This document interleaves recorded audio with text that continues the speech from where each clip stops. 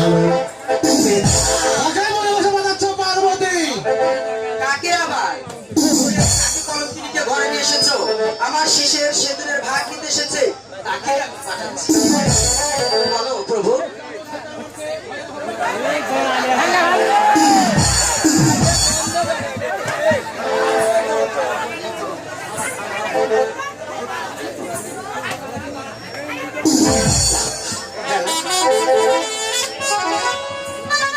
Hello Parvati, তুমি কি জানো সেটা আমার মেয়ে? সেটা তো আমার মেয়ে পদ্মা। এগিয়ে করো পার্বতী, আমার মেয়ে পদ্মাকে বাচ্চা বাচ্চা তুমি একসাথে করো না। এক হাত ভাঙো ভাঙো, এক পা বাজা খোলা, তোমাকে দেখে মনে হচ্ছে ত্রিশূল আছে, বাদ দিয়ে তোমার বাপ কবে ক্ষত বিক্ষত করে দিই। না প্রভু, আমাকে ক্ষমা করুন প্রভু। ঠিক আছে পার্বতী, তুমি কোন নিশ্চিন্তায় গেছিলে না? প্রভু, হ্যাঁ। আমার মেয়ের বর খুঁজো, আমি আয়োজন করি।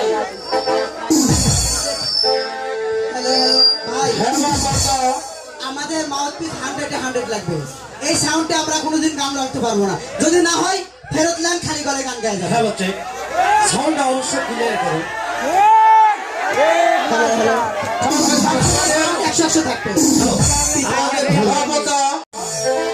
আপনি পূজা পালে ত্রিভুবনে আর পদ্মা দেবী বরকায় কল্যাণে। পিতা, আমার একটা হাতি আছে পিতা। ত্রিভুবনে যদি আপনার পুজো করে, তাহলে মর্তলোকে এই পদ্মাবতীরা পুজো তোমাকে ভাবতে হবে না, আমি এর পথ সম্পূর্ণ ভাই একটা হাতি আছে পিতা। এই গর্ভে কাল নাগ আমাকে দান করতে হবে। তুমি যে কথা বলছো এই কথা শুনবো না। কেন না এই কারণে ভাবছে তুমি সহ্য করতে পারবে না মা? পিতা, হ্যাঁ মা, আমি মহাদেবের কন্যা। হ্যাঁ। আমি যদি এই কামনাগের ভার সহ্য করতে না পারি, তাহলে 33 কোটি দেবতার ভার কি করে সহ্য করবো পিতা? এই গলার সাপ তোমাকে আমি দিতে পারবো বাবু, কিন্তু একটা শর্ত। কিসের সত্য পিতা? শর্ত হলো এই আমার গলার কাল লাগতে কখনো তুমি নির্ভর মানুষের ক্ষতি করতে পারবে না। এক মায়ের এক সন্তানকে কখনো তুমি কারো নামকে ধ্বংস করতে পারবে না মা। আমি আপনার আদেশ অক্ষরে অক্ষরে পালন করবো ঠিক পিতা। আছে মা, তাহলে তুমি তোমার পূজার আসনে বসো, আমি তোমাকে আমার এই গলার সাপ উপহার দিচ্ছি।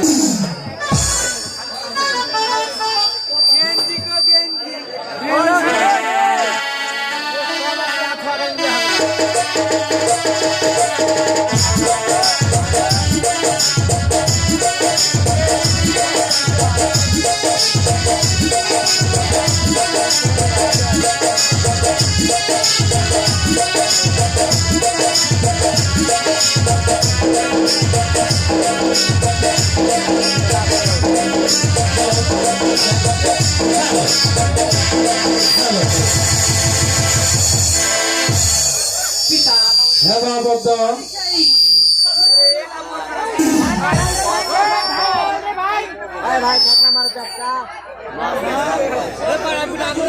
লাভ নাই বাবা।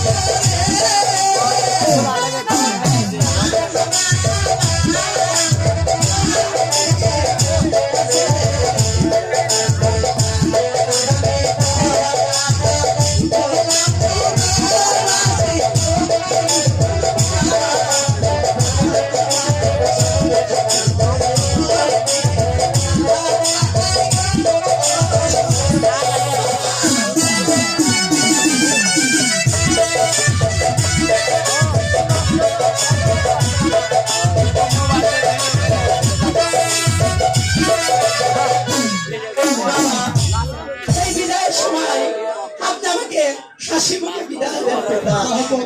পিতা, আমি তোমাকে কেমন করে হাসি মুখে বিদায় দেবো মা? হাসি মুখে বিদায় দিয়ে আমি কেমন করে থাকবো মা? কেমন করে থাকবো পিতা, ওরে বিদায়েরই কালে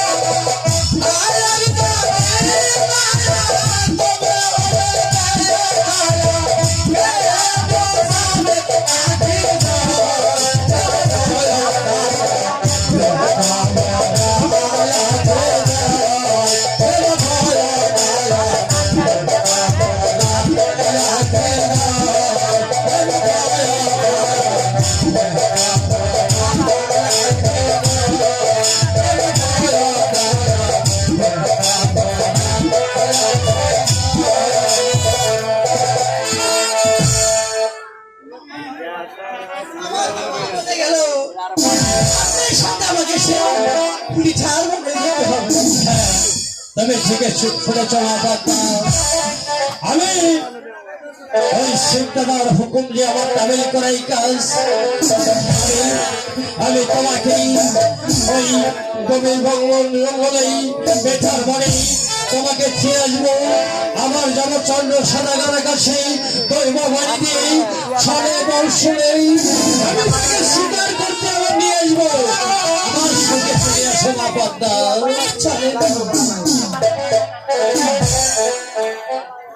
চলছে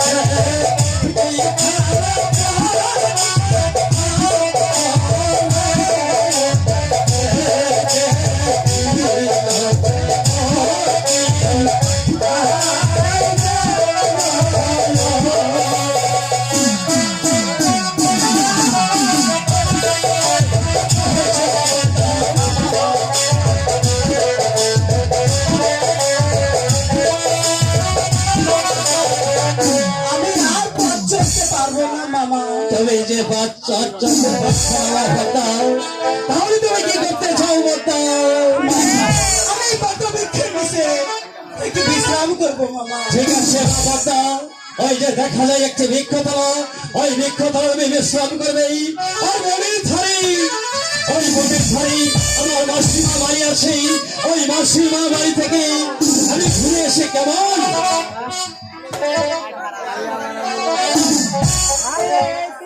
ঠিক আছে মামা, আমি এখানে বিশ্রাম করবো মামা।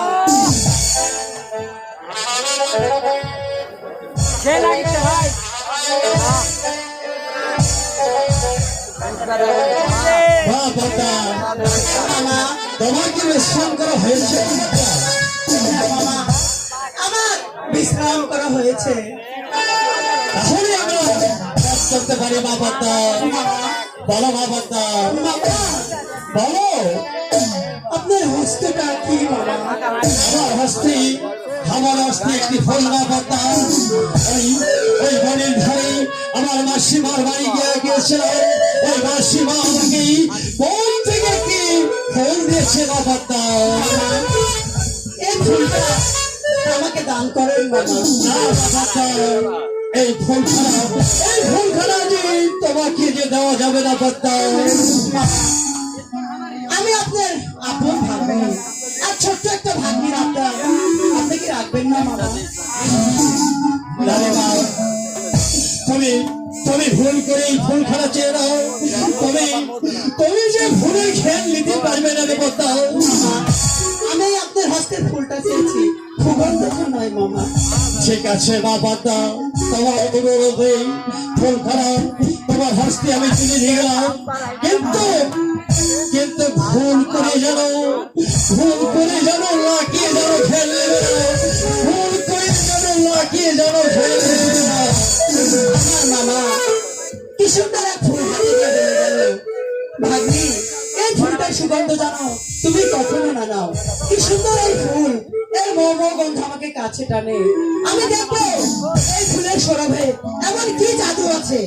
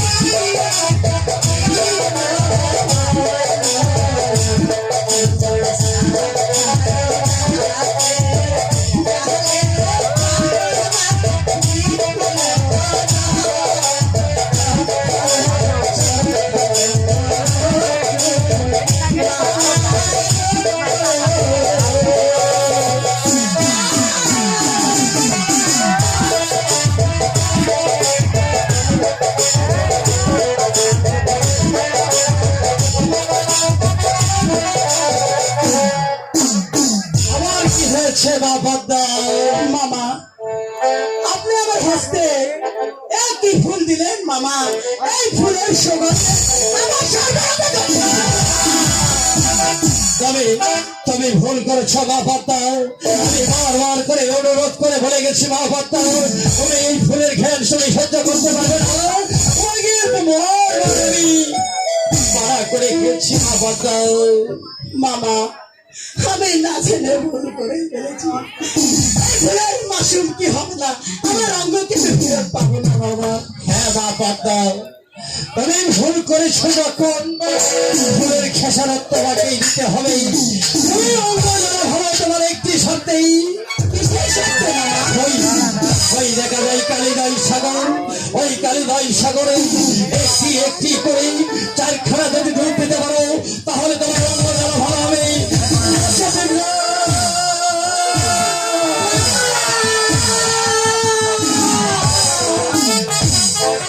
আমার বাবা বলে গেল ওই কালিদাই সাগরে যদি আমি চারখানা ডুব দিতে পারি আমার অঙ্গ ফেরত পাবো না, সেট না। আমি যাবো সেই কালিদাই সাগরে।